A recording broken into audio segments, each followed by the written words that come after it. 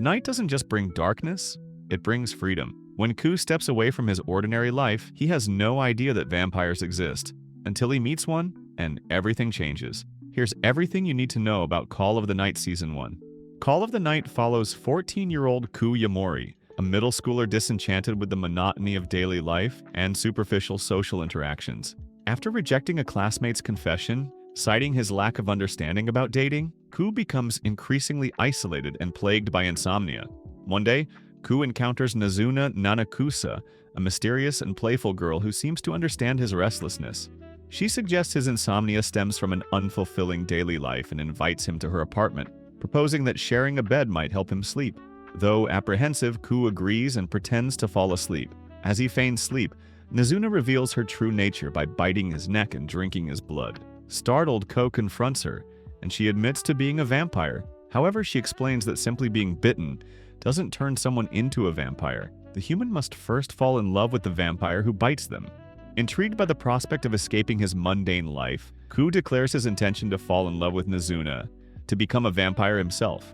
Amused, Nazuna agrees to spend more nights with him, feeding on his blood, and leaves the possibility of love open-ended. To cap off the night, she takes Kou on an exhilarating flight over the city, offering him a new perspective on life and the allure of the night. Kou grows increasingly determined to spend more nights with Nazuna, hoping to fall in love and become a vampire. Yet she remains hard to pin down. One evening, he finally finds her again, and their playful banter returns. When Kou suggests exchanging numbers, Nazuna admits she has no phone, so he next day gives her a simple wrist receiver while keeping the transmitter himself to stay in touch. Later, as Kou heads home, his old wrist receiver buzzes with a signal.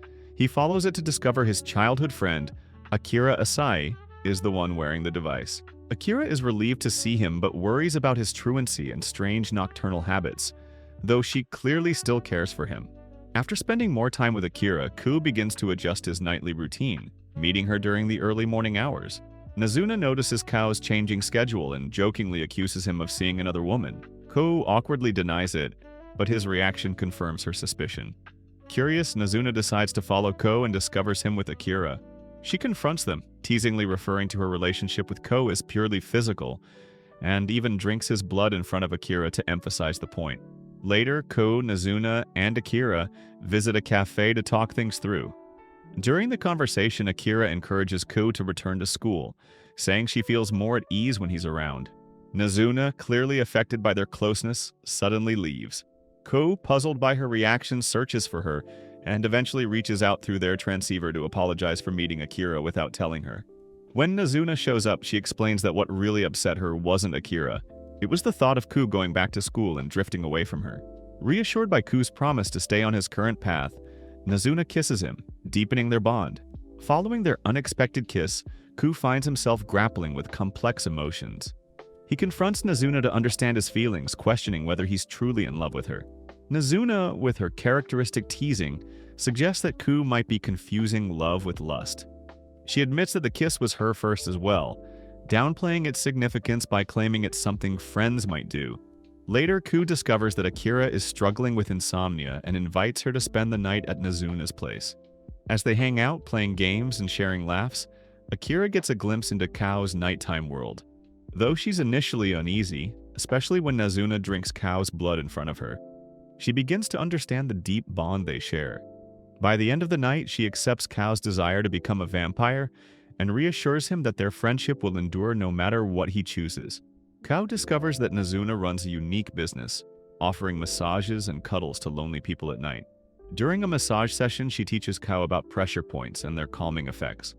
Their time is interrupted by the arrival of Kiyosumi Shirakawa, a 24-year-old overworked office employee and one of Nazuna's regular clients. Nazuna convinces Kou to take her place and massage Kiyosumi. As he does, Kiyosumi opens up about her stressful job and burnout, and Kou relates, recognizing the same unhappiness he feels about his own life.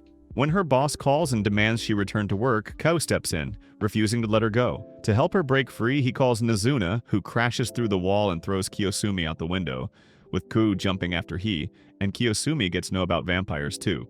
Kou meets Seri Kikyu, a flirtatious vampire who tries to bite him, but Nazuna arrives just in time and defends him. Soon after, another vampire, Kabura Honda, kidnaps Ko and takes him to a rooftop where a coven of female vampires, including their leader Nico Hirata, wait. The coven explains a vital rule Ko hadn't known. A human bitten by a vampire has 1 year to fall in love with their and be turned, or they will die. They give Ko a choice, be turned by one of them. Despite their attempts to seduce him, Ko firmly insists he wants to be turned only by Nazuna, surprising the group who see her as an outcast among vampires. Nazuna then makes a dramatic entrance, overhearing Ko's declaration and becoming visibly flustered. This scene highlights the deepening, complicated bond between Ko and Nazuna amid the dangerous vampire world they inhabit. Nazuna rewards Ko with a kiss for his earlier massage assistance. This delves into the intricacies of vampire society and the stringent rules governing their interactions with humans. Ko's predicament emphasizes the urgency of his quest to fall in love with Nazuna, as the consequences of failure are dire. Ko runs into Siri and asks her for advice about love. She suggests he take Nazuna on a proper date to better understand his feelings. Ko follows through with the idea, but Nazuna grows suspicious, especially after finding out Siri was behind it. Feeling hurt and confused, she cuts the date short, leaving Ko discouraged. Later, while going through Ko's carefully planned date itinerary, Nazuna realizes how sincere he truly was. Wanting to make things right, she visits him and takes him on a nighttime flight over the city. Mid-air, she drinks his blood, rekindling their connection and reaffirming their bond. Ko encounters Seri, who is dealing with a human named Akiyama, who is obsessively attached to her. Seri initially contemplates eliminating Akiyama to end the problem, but Ko steps in, advocating for a more peaceful resolution. This delves into varying perspectives within the Vampire Coven about human-vampire relationships and the ethical dilemmas these interactions cause. Midori needs a fill-in at her maid cafe, so Nazuna takes the shift, and Ko tags along. While there, they discover someone is secretly taking photos of maid Arisa. Ko investigates and finds out Arisa is taking the photos herself, craving attention after losing her top maid status to Midori. Following her experience working at a maid cafe, Nazuna decides to expand her cuddle buddy business. She tasks Ko with finding new clients. During his search, Ko encounters a mysterious woman named Anko Ugusu.